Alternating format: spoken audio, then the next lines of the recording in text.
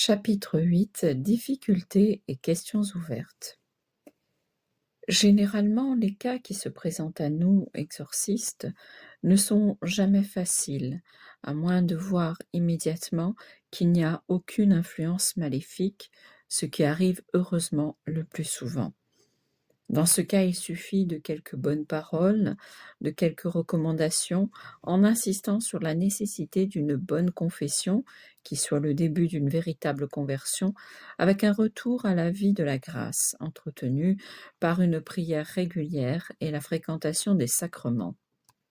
Mais lorsque se présentent des signes éveillant des soupçons, dont j'ai déjà parlé précédemment, alors commence le travail sérieux de l'investigation. Au cours de ces dernières années, j'ai eu l'occasion de faire la connaissance de divers exorcistes, italiens ou non. Chacun a sa méthode, son expérience, ses habitudes. J'ai cherché à apprendre et j'ai appris beaucoup, mais je n'ai pas toujours et même très rarement imité. J'ai été à l'école du Père Candido et je reste fidèle à cette école. J'ai aussi souvent constaté qu'une méthode donnant de bons résultats chez un exorciste n'a pas la même efficacité lorsqu'elle est appliquée par un autre exorciste. Petit 1, dans la plupart des cas, comme base initiale pour débuter, j'ai noté les deux façons de procéder ci-après. Certains commencent par de longs interrogatoires, de longues enquêtes, s'étendant quelquefois sur plusieurs séances avant de procéder aux bénédictions ou aux exorcismes. D'autres, et c'est la méthode que j'ai personnellement adoptée dès qu'ils ont des soupçons, procèdent immédiatement à de brèves prières d'exorcisme qu'ils prolongent plus ou moins selon les besoins. Comme je l'ai déjà dit, l'exorcisme a non seulement un but de délivrance, mais encore de diagnostic, car c'est uniquement par ce moyen que l'on peut arriver à la certitude d'une influence diabolique. Cette deuxième méthode est surtout utilisée pour des raisons de nécessité, par des exorcistes qui se trouvent assaillis d'une foule de demandeurs. Dans ces conditions, si l'on devait utiliser la première méthode, on perdrait beaucoup de temps avec des personnes qui, par la suite, se révèlent n'avoir aucun besoin de l'intervention d'un exorciste. En recourant à la deuxième méthode, les examens et les interrogatoires approfondis se font petit à petit et au fur et à mesure seulement que le besoin s'en fait sentir. Imaginez quelqu'un comme le père Candido qui reçoit tous les matins 70 à 80 personnes. Que pourrait-il faire si pour chaque personne, il devait d'abord prévoir 2 heures d'interrogatoire? Certes, dans ce domaine, l'expérience est nécessaire, mais avant tout la grâce. Donc, d'abord, il y a eu l'examen préliminaire, la lecture du dossier médical, la vérification des motifs de suspicion. Ensuite, il y a eu lieu d'observer des réactions, aussi bien durant l'exorcisme qu'après celui-ci, c'est-à-dire les effets que l'exorcisme produit dans les jours ou les semaines qui suivent, ou l'évolution qui se fait au cours d'une série d'exorcismes. Il est possible que le cas se résolve rapidement ou qu'il se manifeste clairement comme étant étranger aux influences maléfiques. Dans ce cas, les exorcismes sont suspendus. Mais il arrive que le cas se révèle douteux, compliqué, au point de laisser perplexe. J'ajoute tout de suite que si une amélioration se révèle, même si ce n'est que pendant quelques jours, je poursuis mon ministère, même si je me rends compte que cette amélioration est probablement uniquement due à des facteurs psychologiques de suggestion. Alors, je ne dis plus les prières d'exorcisme, mais d'autres prières. Cependant, je n'abandonne pas le patient. Même les améliorations dues à la suggestion sont des améliorations réelles. Par contre, il est possible que le cas qui se présente soit difficile à diagnostiquer.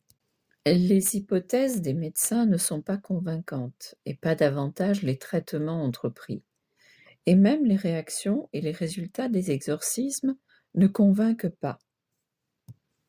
Je fais appel plus que jamais à la collaboration des médecins, mais je n'en reste pas là. Dans l'incertitude, je préfère persévérer avec les exorcismes. Je tiens à dire que dans divers cas, le fait d'avoir poursuivi les exorcismes a eu pour effet de débloquer la situation et a permis un diagnostic moralement sûr. Jamais le fait de poursuivre les exorcismes n'a causé de dommages. Au contraire, dans l'incertitude dans laquelle se trouvent les médecins, la poursuite des exorcismes a entretenu l'espérance d'aboutir à une solution, même si par la suite il devenait évident qu'il ne s'agissait pas d'un cas de possession diabolique. Il faut tenir compte de ce que les possessions réservent les surprises les plus inimaginables, avec une très large gamme de réactions diverses. Pour en donner une idée, voici 2 cas limites. J'ai exorcisé des possédés qui devaient être maintenus fortement par au moins 6 personnes. Les victimes parlaient des langues qu'elles ne connaissaient pas, ou bien des langues étranges. Il révélait des choses totalement ignorées par l'intéressé et les personnes présentes. J'ai aussi procédé à des exorcismes dans les cas de possession où la victime ne disait rien, restait très calme, sans manifester la moindre réaction. Peut-on se tromper? Certainement. Mais dans tous les cas que j'ai connus, il est arrivé ensuite quelque chose qui nous a amenés à reconnaître notre erreur et nous a mis sur la bonne voie.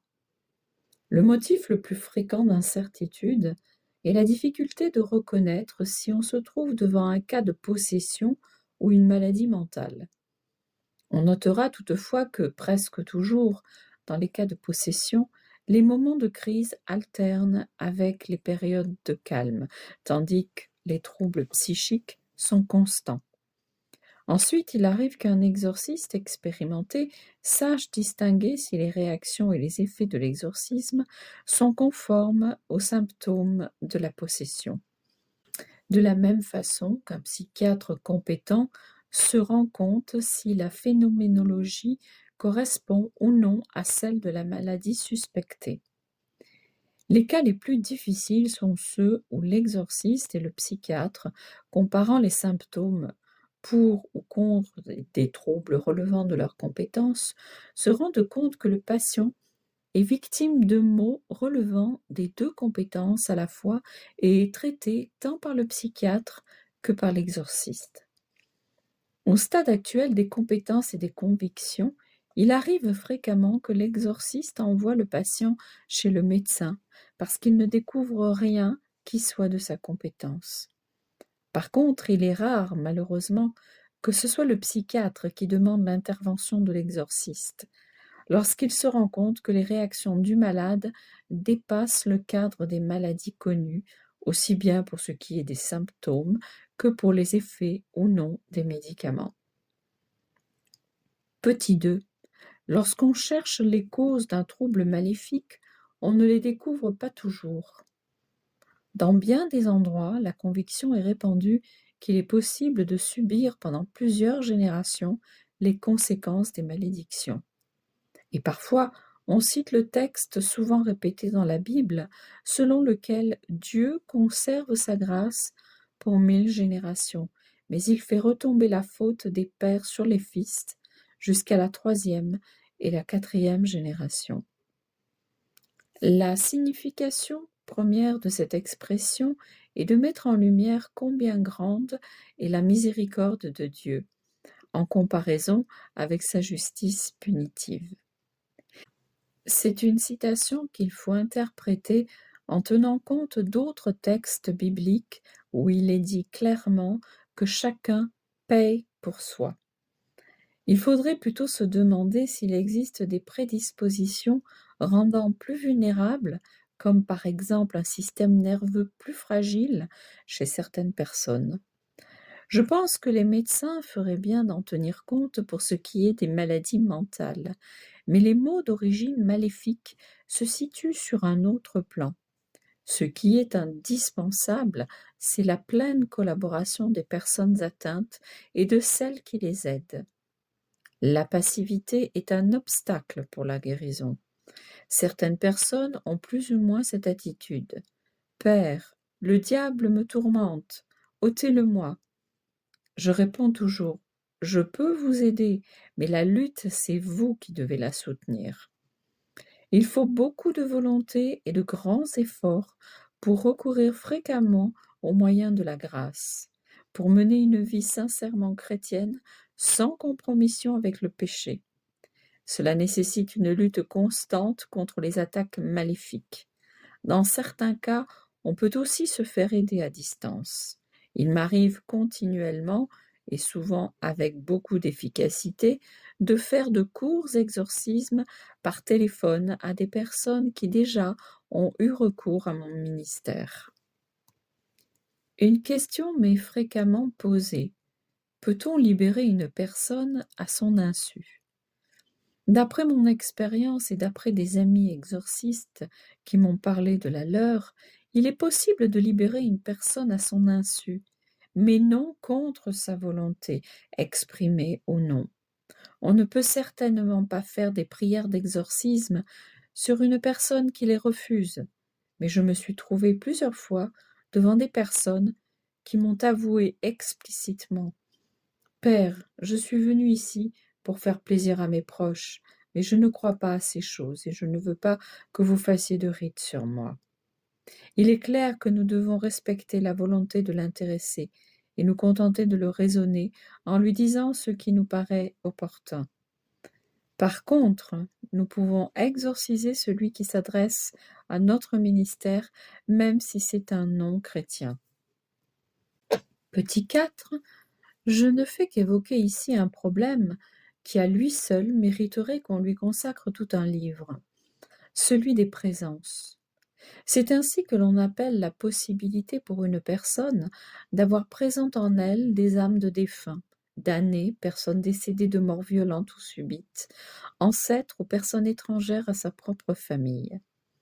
Lié à ce problème, il y a celui de la possible existence des âmes errantes, c'est-à-dire d'âmes de défunts qui n'ont pas encore trouvé définitivement leur propre voie, ou ce que l'on appelle les âmes guides. Ce sont des questions ouvertes à propos desquelles j'aimerais que les théologiens étudient et approfondissent les données de l'Écriture sainte et du magistère, mais aussi les expériences des saints.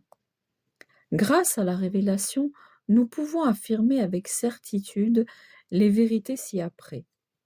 Nous avons une unique vie pendant laquelle se joue notre avenir éternel. Nous ne croyons pas à la réincarnation, mais à la résurrection. Et nous savons que tous nous ressusciterons. Mais il y a ceux qui resteront dans la gloire et ceux qui ressusciteront dans les tourments. Nous savons aussi que les âmes des défunts après la mort vont aussitôt en enfer, au paradis ou au purgatoire. Cette vérité est clairement contenue dans les Écritures, au point d'avoir été définie formellement comme dogme par 2 conciles œcuméniques, celui de Lyon et celui de Florence. Il me semble que soit ainsi exclue la possibilité d'âmes errantes et âmes guides. En dehors de cela, nous savons peu de choses.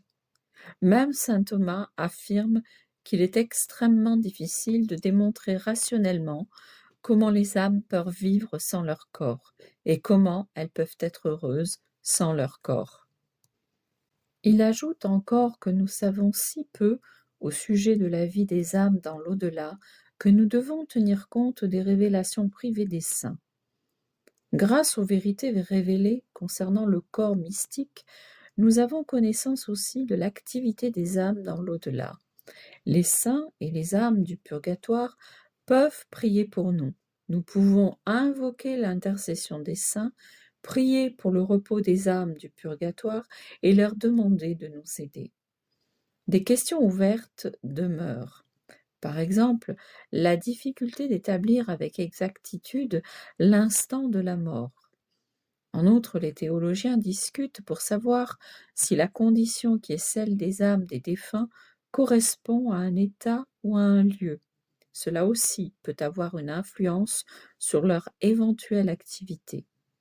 À ce propos, le rituel, dans ses normes introductives, mettant en garde l'exorciste, sur les possibilités de camouflage du démon, affirme qu'il ne faut pas le croire quand il veut se faire passer pour l'âme d'un saint ou d'un défunt ou d'un ange.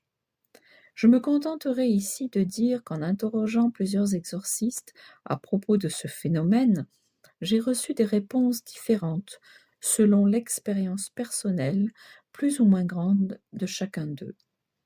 Quant à donner des explications, ils se montrent tous très prudents. Par exemple, aussi bien le père Lagrua que le père Ernetti proposent des solutions, même de caractère purement naturel, sans aucune prétention de résoudre le problème. Je pense qu'il faut approfondir la condition des âmes après la mort, en tenant compte des définitions conciliaires déjà citées, mais sans se limiter à elles. Ainsi, un saint exorciste, l'évêque San Geminiano, patron de Modène, contemporain de saint Ambroise et de saint Augustin, a dû affronter des cas semblables. Petit 5. Souvent, j'ai été interpellée à propos d'autres problèmes qui suscitent des interrogations. Guérisseur, magnétiseur, écriture automatique, enregistrement de voix ultra-terrestres, phénomènes paranormaux. Il s'agit d'un domaine qui dépasse presque totalement les compétences d'un exorciste, un domaine on ne peut plus ouvert à la spéculation et à l'escroquerie. Mais chacun de ces termes mérite une étude minutieuse afin de distinguer ce qui est bon de ce qui ne l'est pas, ce qui provient de forces naturelles, de ce qui frôle la magie ou est authentique magie, incluant donc l'intervention du malin. Je donne un exemple. Il existe des guérisseurs et des magnétiseurs sérieux qui utilisent un pouvoir paranormal, et donc de caractère naturel, dont l'activité s'avère bénéfique pour les maux naturels, mais jamais pour les troubles maléfiques. Et il existe de nombreux guérisseurs et magnétiseurs qui ne sont que des escrocs ou qui font de la véritable magie. En ce qui concerne l'écriture automatique et l'enregistrement de voix de défunts, je me limiterai à dire que ce ne sont pas des voix de Dieu. Il peut s'agir de phénomènes paranormaux ou diaboliques, suivant les cas. Et, en ce qui concerne les phénomènes paranormaux, appelés de préférence aujourd'hui phénomènes parapsychologiques, il faut être extrêmement attentif à ce qui est valable et à ce qui ne l'est pas. Actuellement, il y a une tendance à mettre sous ce nom tout ce que nous ignorons ou ce en quoi nous ne croyons pas, même des phénomènes diaboliques. C'est ainsi que le paranormal devient un grand parasol qui recouvre notre ignorance. Petit 6. Dans ce chapitre, j'ai déjà fait allusion aux guérisseurs et aux magnétiseurs pour en venir à une autre difficulté importante. Le fait qu'on n'aime pas assez l'Église est un obstacle à la délivrance. Il arrive que ceux qui s'adressent à un exorciste ne pensent même pas qu'ils vont chez un homme d'Église qui agit au nom de l'Église. Il arrive souvent qu'on s'adresse à lui comme on le ferait pour un guérisseur, en lui attribuant un pouvoir personnel qui n'a rien à voir avec la foi. C'est un problème très important qui touche au cœur de la crise religieuse de notre époque. Lors d'une interview, la question suivante a été posée au père Candido. Ne vous sentez-vous pas seul? Que ressentez-vous lorsque vous exorcisez? Il a répondu avec beaucoup de naturel. C'est comme lorsque je célèbre la messe, bien que ce soit deux choses différentes. Ma disposition intérieure est la même.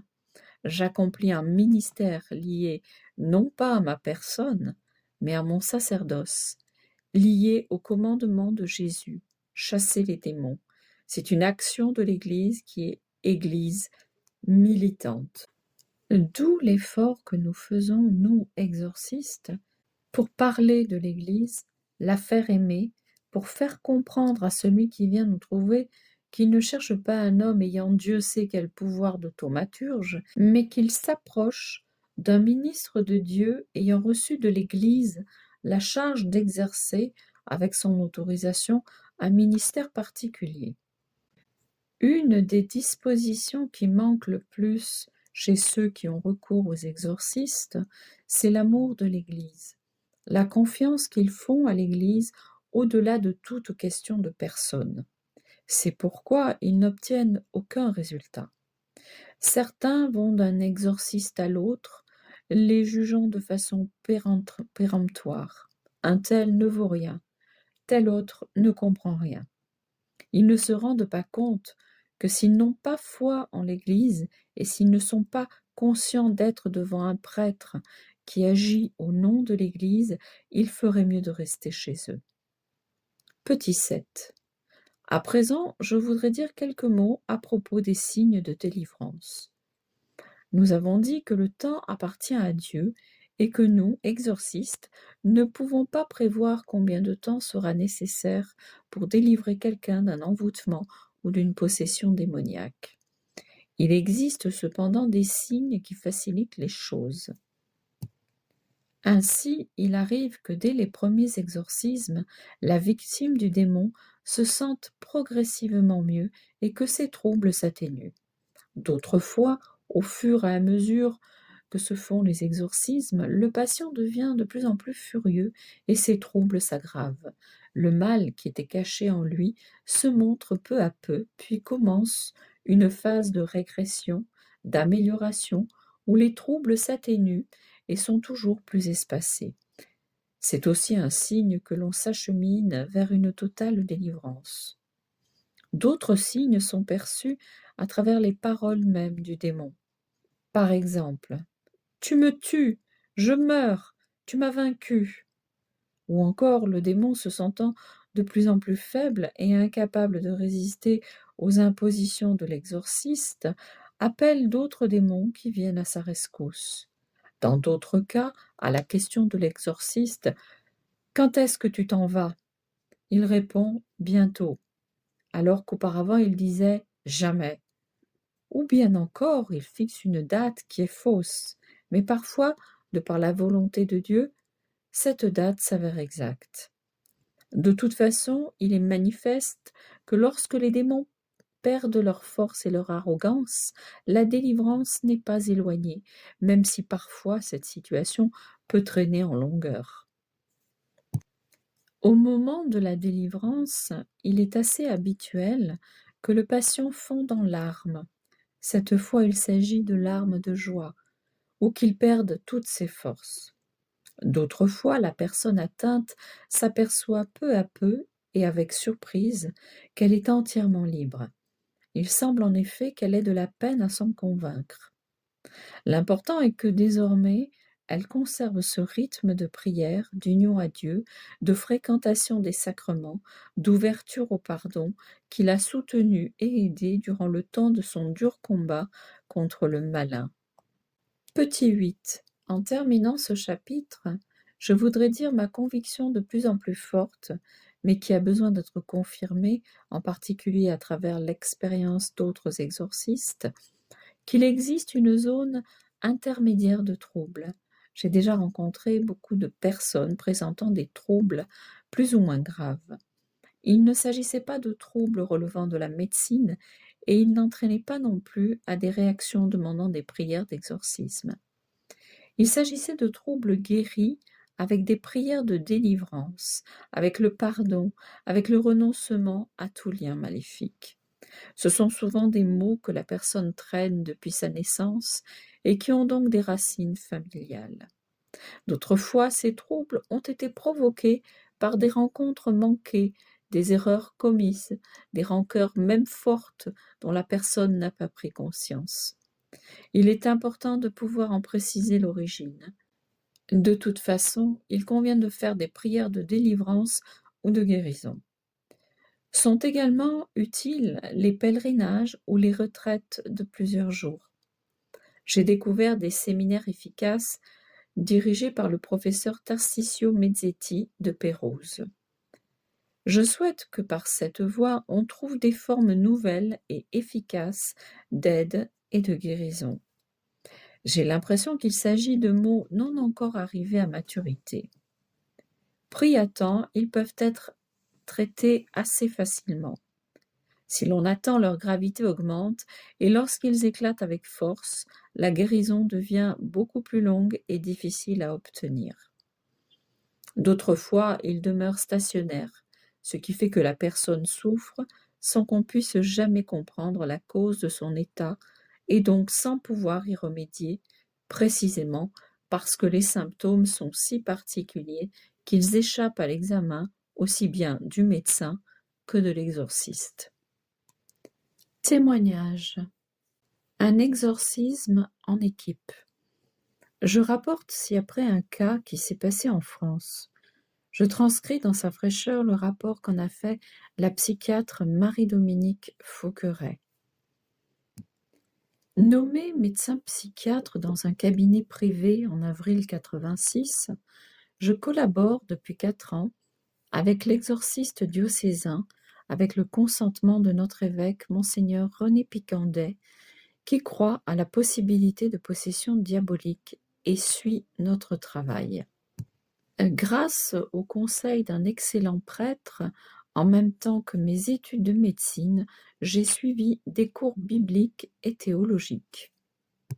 Un des premiers cas que nous avons dû affronter est le suivant. Il s'agissait de traiter une femme de 40 ans, mariée et mère de 4 enfants, qui travaillait comme éducatrice spécialisée. Ces mots étaient dus au fait que pendant plus de 10 ans, elle avait fréquenté une secte satanique. Au moment où elle fit appel à nous, c'était la 3e fois qu'elle essayait de sortir de cette secte.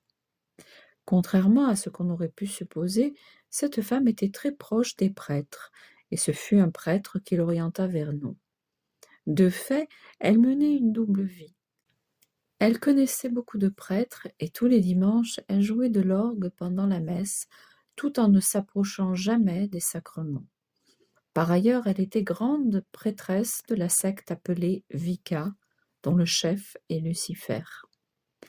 Elle avait été initiée progressivement et une fois rentrée, elle savait qu'elle n'en sortirait que par la mort violente à laquelle elle était destinée, le suicide. Elle avait très peur. Elle voulait sortir de cette secte, mais elle savait les risques que cela comportait. Lorsque nous l'avons rencontrée pour la première fois, elle présentait les signes d'une personne déprimée, tourmentée. Elle était amaigrie et dormait mal, mais elle n'avait pas d'antécédents psychiatriques. Après avoir bien étudié le cas, l'exorciste décida de procéder aux exorcismes. D'abord au rythme de 1 fois tous les 15 jours, puis 1 fois par semaine.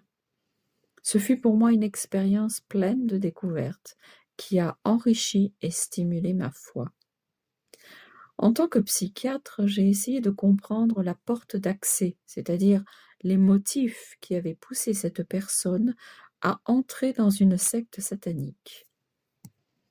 Son éducation chrétienne, basée sur l'observance des pratiques traditionnelles, avait été très rigide. Elle n'avait pas découvert l'amour de Dieu. Pendant ses études, elle avait fréquenté une école de religieuse, où elle avait reçu une bonne formation intellectuelle, mais aucune aide spirituelle. Le mariage ne l'aida pas non plus. Son mari, qui gagnait bien sa vie, l'obligea à abandonner son travail et à s'occuper des enfants et de la maison. Elle aurait voulu sortir de temps à autre, mais son mari était contre. Même les vacances d'été, passées dans un petit village à la campagne, auprès des parents âgés, l'ennuyaient, alors qu'elle aurait aimé trouver quelques distractions. En lisant un journal mondain, elle tomba sur une invitation à des journées de détente. Elle fréquenta ce lieu, bien qu'il se fût aperçu qu'il était très particulier, orientant toujours plus les participants vers les boissons alcooliques, vers la drogue et vers l'initiation dans une secte. Mais elle y trouva des gens empressés, ce qui compensait les manques chez elle. C'est ainsi qu'elle se trouva de plus en plus impliquée. Elle renia son baptême et se soumit au nouveau baptême de la secte, au cours duquel il lui fut imposé un nouveau nom. Elle reçut une marque secrète sur la cuisse et signa avec son sang un pacte avec Satan après avoir brûlé son acte de baptême chrétien. Elle fut initiée aux messes noires et aux célébrations de chaque vendredi à 15 heures. Elle vit clairement que nos rites et nos prières était transformée, diabolisée. La messe noire est une parodie de l'Eucharistie, et au moment de la communion, elle se transforme en orgie. Il est important de connaître les différents points du pacte satanique, parce que durant les exorcismes, il faut inviter la personne elle-même à renoncer pleinement à Satan. Je te renie, démon X. Je ne veux plus de toi et je renonce aux pratiques que tu m'as inspirées. Voici les 12 points du pacte satanique. Petit 1. Abjurer son baptême. Petit 2. Abjurer la foi en l'Eucharistie. Petit 3. Refuser l'obéissance à Dieu et dire oui à Satan, à Lucifer et à Belzébul. Petit 4. Répudier la Sainte Vierge Marie. Petit 5. Renier les sacrements. Petit 6. Piétiner la croix. Petit 7. Piétiner l'image de la Vierge et des saints. Petit 8. Jurer fidélité éternelle au prince des ténèbres, jurer sur les écritures diaboliques. Petit 9. Se faire baptiser au nom du diable en choisissant un nom approprié. Petit 10. Recevoir sur la cuisse la marque d'appartenance à la secte par le moyen d'une empreinte diabolique. Petit 11. Choisir un parrain et une marraine appartenant à la secte. Petit 12. Profaner des hosties sans profaner les tabernacles, en allant communier et en conservant les saintes particules pour ensuite les profaner durant une messe noire. J'ai découvert ces points peu à peu, au fur et à mesure que se faisaient les exorcismes. Durant ces exorcismes, la femme atteinte avait les yeux d'une bête féroce, et elle repoussait avec force le crucifix que nous tenions devant elle. À la fin, elle vomissait, et sa température montait jusqu'à 41 degrés. Elle s'abaissait seulement avec l'eau de Saint-Sigismond. Madeleine, appelons-la ainsi, avait participé à un grand nombre de messes noires. Elle se présentait bien et inspirait pleine confiance, du fait qu'elle jouait de l'orgue durant les offices. Je tiens à souligner un fait. Dans un cas comme celui-ci, la seule action de l'exorciste n'aurait pas suffi. Déjà à 2 reprises, 2 exorcistes avaient échoué pour n'avoir pas assez tenu compte de ce que disait la personne concernant les faits et pour avoir minimisé les pressions et les menaces des membres de la secte. La 3e fois, Madeleine a été délivrée grâce à l'aide que l'équipe a apportée à l'exorciste.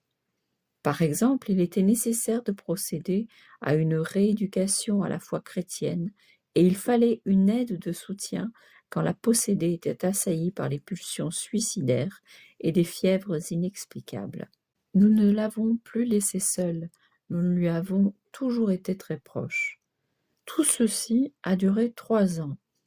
Par la suite, Madeleine n'a éprouvé qu'une certaine difficulté à assister à la messe dans les églises qu'elle fréquentait auparavant. Mais elle a pu prier et communier. Elle a encore besoin d'une catéchèse appropriée, mais elle est délivrée de plus en plus de ces blocages qui lui rendaient la prière très difficile et l'empêchaient de lire la Bible. En ce qui concerne la parole de Dieu, il était nécessaire d'éviter les textes où il était question de sang et de sacrifice.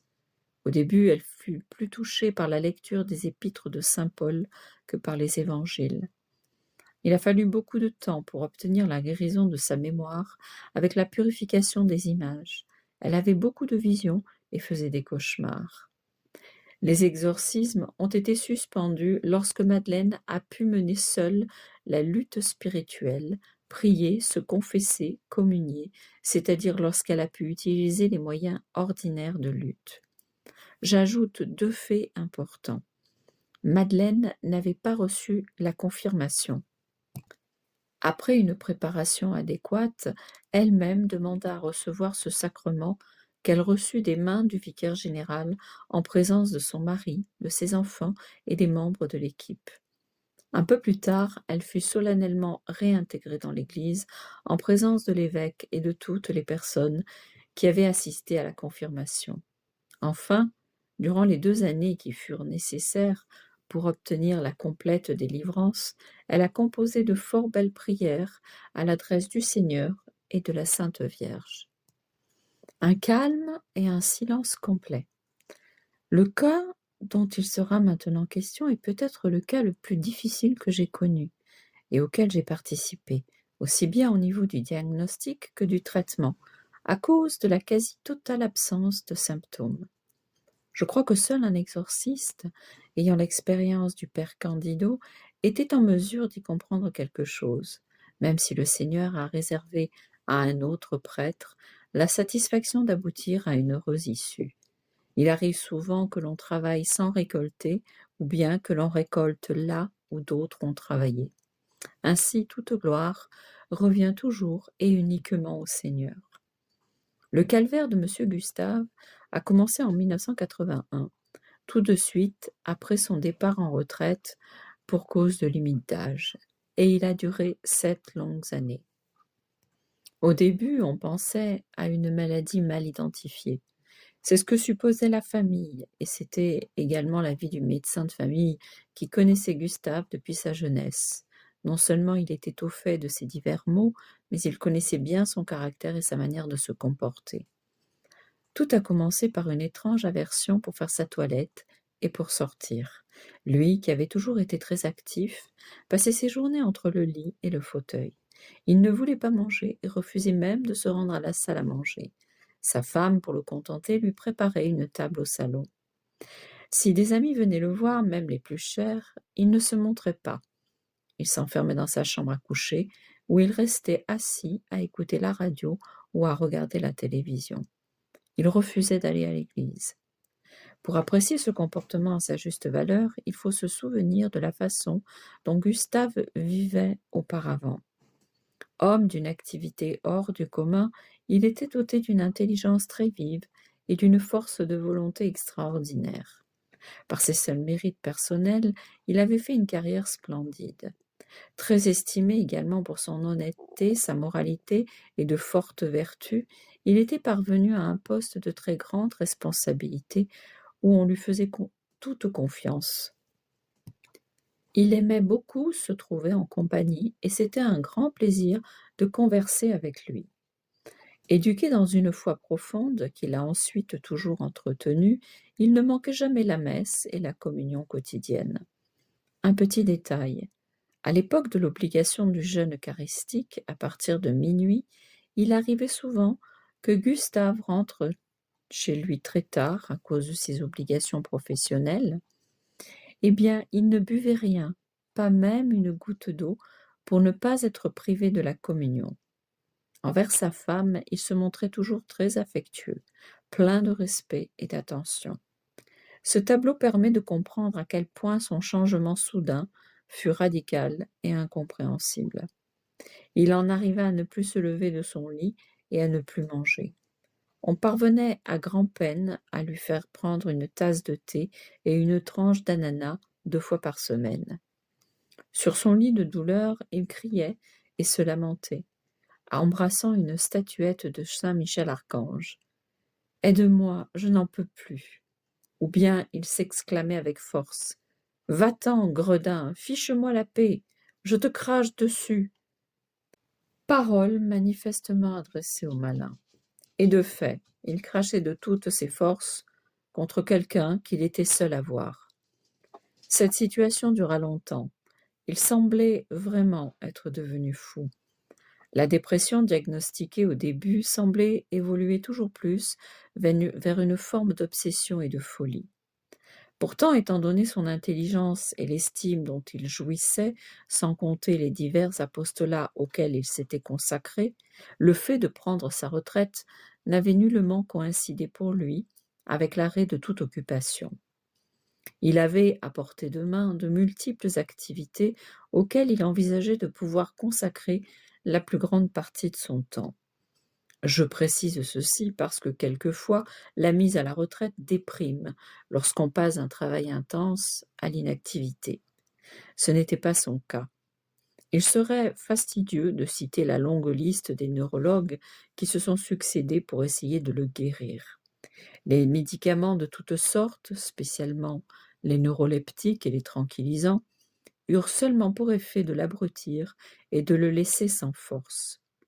S'il essayait de sortir de son lit, il tombait à terre, et sa femme devait le relever presque à bout de bras, parce que seul il n'y arrivait pas.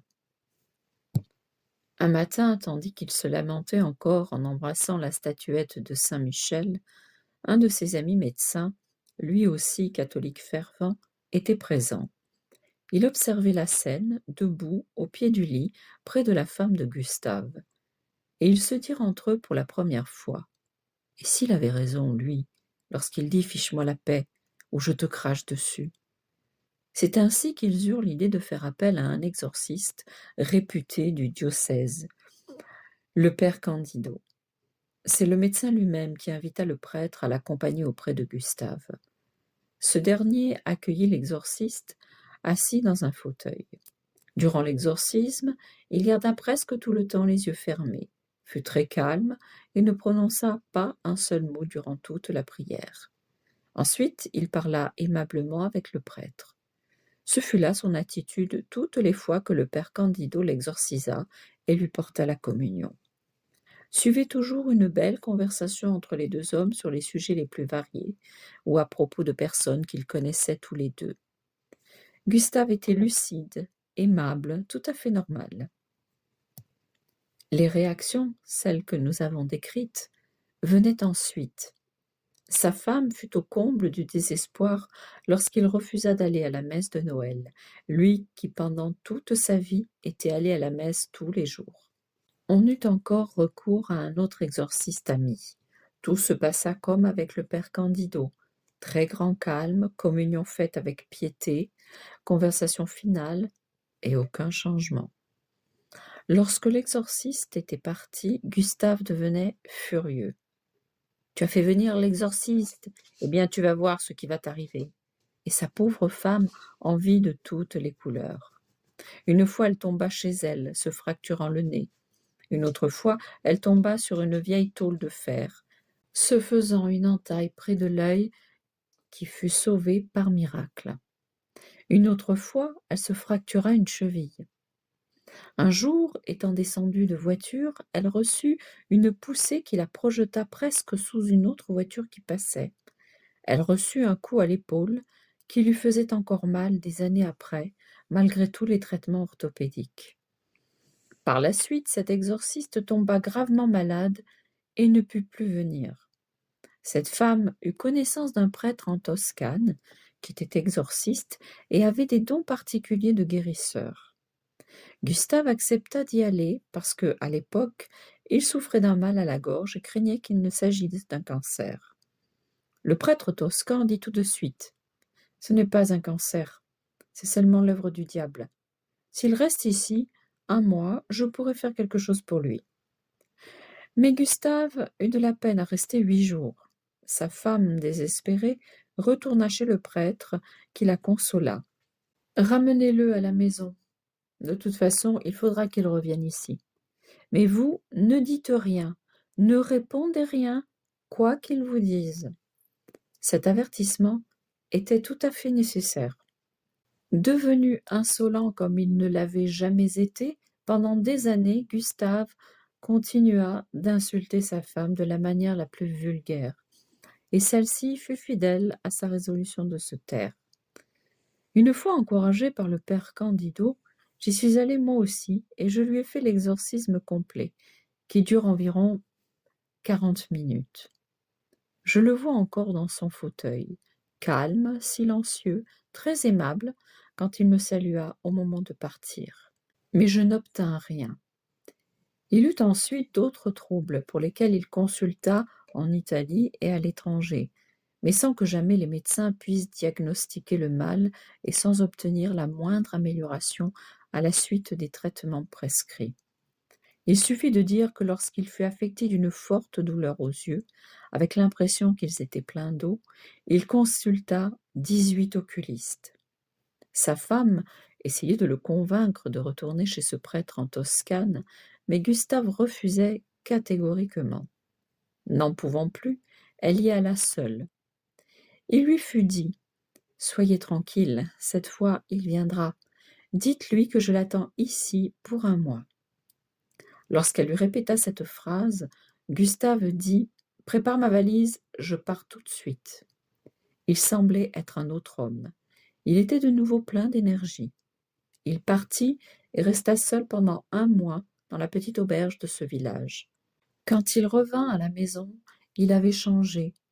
Il était redevenu ce qu'il était 7 ans auparavant, gentil, affectueux, très attentionné. De ce qu'il avait vécu, il dit seulement: Tu sais, il n'est plus là. Avant, il ne me laissait pas en paix.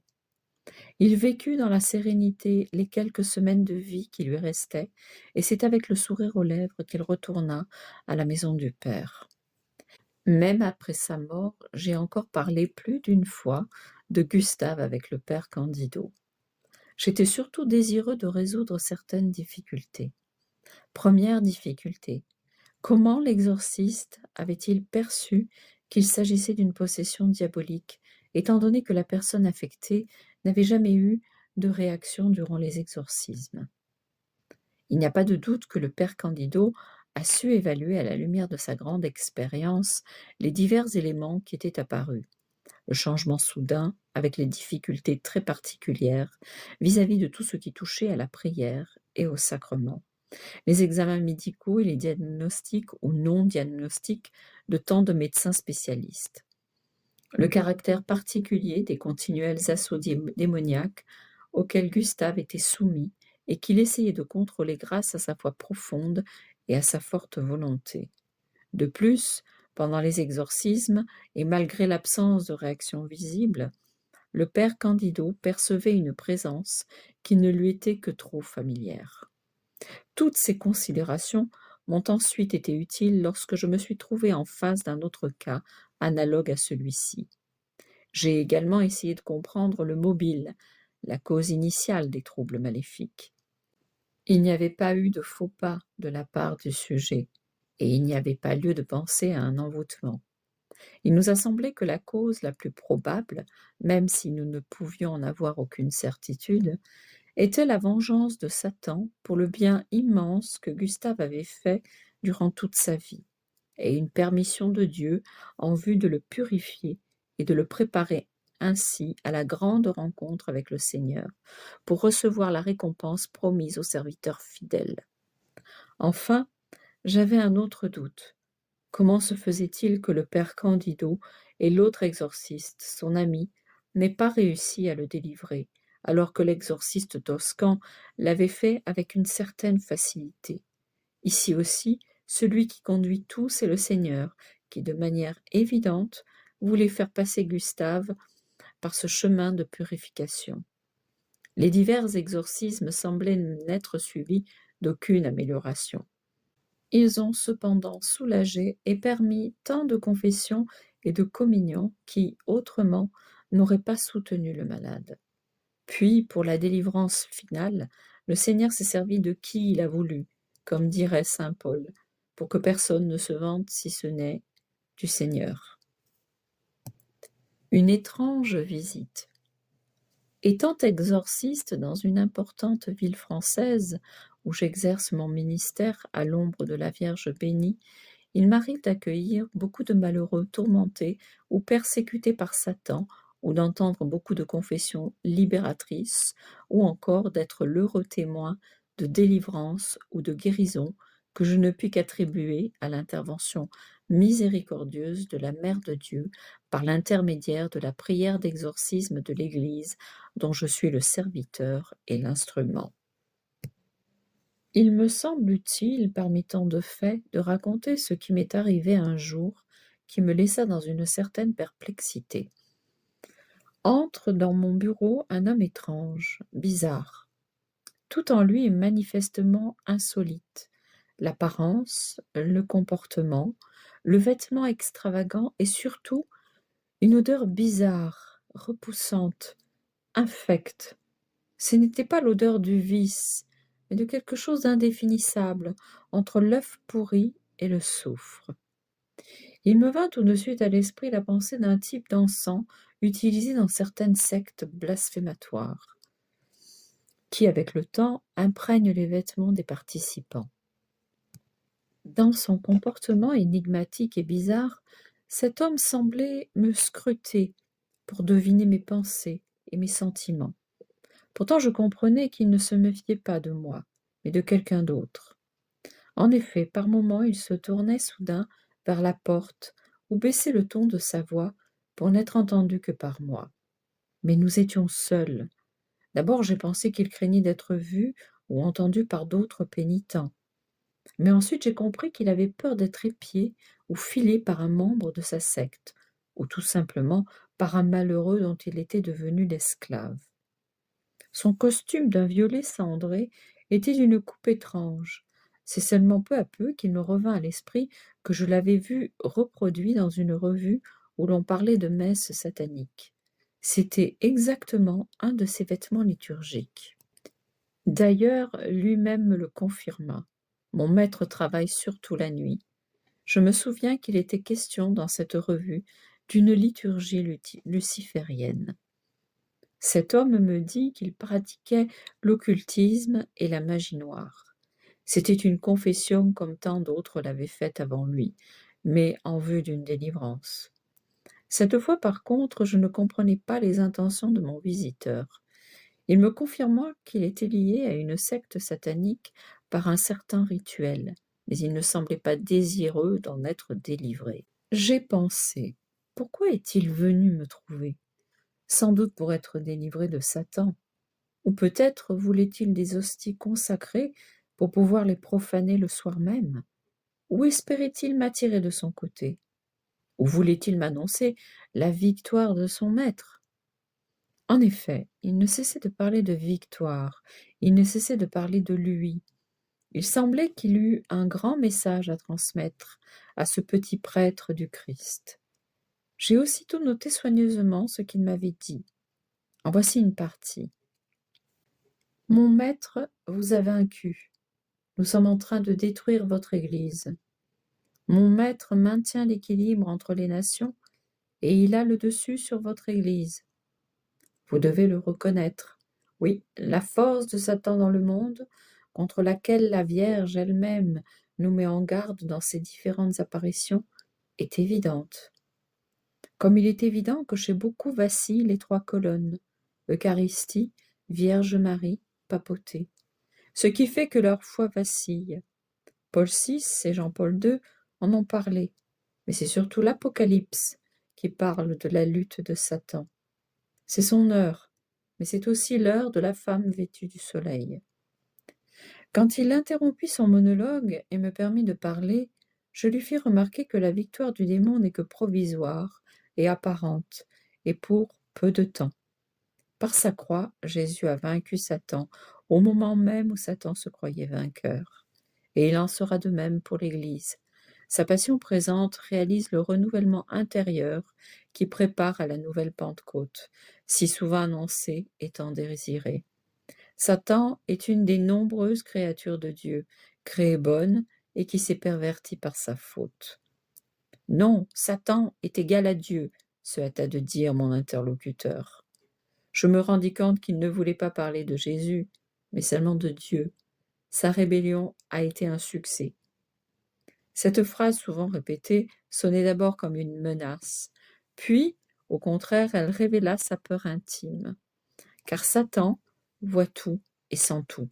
Je lui répliquai que je parlais du nom de Jésus, dont je suis le prêtre, et que rien ne pouvait m'arriver sans sa permission. De plus, j'avais la protection de la Vierge, spécialement durant les exorcismes. Cela ne lui plaisait pas que je parle de la Vierge. Il essayait de faire dévier la conversation sur son maître Satan. Je lui ai alors rappelé le protévangile. Je mettrai une inimitié entre toi et la femme. Il accepta ce discours, mais avec une interprétation qui lui était personnelle. Satan la mordra au talon, cela signifie qu'il la vaincra. Et moi, comment peut-il la vaincre si la femme lui écrase la tête? Puis je lui expliquai la vision de l'Apocalypse sur la femme vêtue de soleil, luttant contre le dragon rouge, qui est vaincu par Michel. Je pensais également que dans les tentations du Christ racontées par les évangiles, il y a une discussion sur les textes bibliques. Mais c'est avec le thème Marie que notre conversation prit un tournant. Sur ce sujet, il se sentait mal à l'aise, angoissé et enfin désespéré. Auparavant, je lui avais dit que son maître ne pouvait pas lui donner la paix du cœur et encore moins le bonheur. Jésus, au contraire, donnait la paix et la joie. Il donnait la liberté par rapport à l'esclavage de Satan, qui tout au plus promettait de l'argent, le pouvoir et la gloire humaine. Intérieurement, je ne cessais de prier la Vierge Marie, et je le vis alors perdre du terrain, reculer. Il était clair qu'il avait seulement peur de son maître. Je lui ai alors parlé de l'amour de mon maître, qui est mort pour me sauver et qui pardonne à tous. Lui me parla de son blasphème, son apostasie, avec une note de vrai désespoir. Ce n'est que par la suite que me vint à l'esprit la pensée du péché contre l'Esprit Saint, et il me sembla que ce malheureux en était pleinement coupable. Je l'ai invité à se repentir, à abandonner son maître. Je lui dis que toutes les nuits je demandais pardon à Dieu pour tous les péchés, également pour les blasphèmes.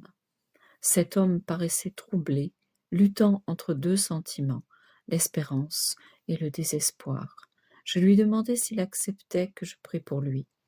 Il me sembla favorable, et je fis intérieurement un bref exorcisme pour chasser Satan. Ensuite, je le répétai à haute voix. Mais c'était trop. Il se leva comme pour fuir, mais auparavant il me dit son nom, Pierre, puis il sortit en courant. Encore aujourd'hui, je m'interroge sur le sens de cette visite. Cet homme, est-ce Satan qui me l'a envoyé pour me détourner du droit chemin? Est-ce la Sainte Vierge qui me l'a envoyé pour le convertir ou au moins pour que je prie pour lui?